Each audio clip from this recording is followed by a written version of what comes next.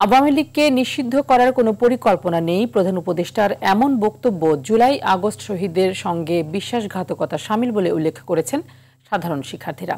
গেল রাতে প্রধান উপদেষ্টার মন্তব্যের প্রতিবাদে মিছিল করে ঢাকা বিশ্ববিদ্যালয়ের শিক্ষার্থীরা। এ সময় তারা প্রধান উপদেষ্টার এই বক্তব্য প্রত্যাহারের দাবি জানান। আওয়ামী লীগকে নিষিদ্ধের প্রশ্নে প্রয়োজনে গণভোটের পরামর্শ দেন তারা। বিভিন্ন রাজনৈতিক দল আওয়ামী লীগকে আশ্রয় দিচ্ছে বলে অভিযোগ করেন শিক্ষার্থীরা।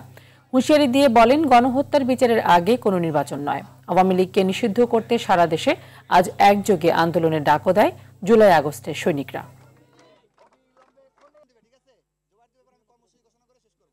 প্রধান উপদেষ্টা ডক্টর মোহাম্মদ ইউনূস আজ বলেছেন আওয়ামী লীগকে নিষিদ্ধ করার ব্যাপারে অন্তর্বর্তীকালীন সরকারের কোনো ভাবনা নেই।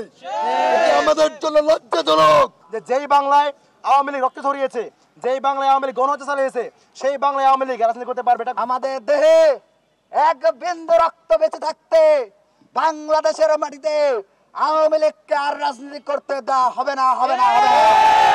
2000 শহীদের রক্তের সাথে বিশ্বাসঘাতকতা করেছেন।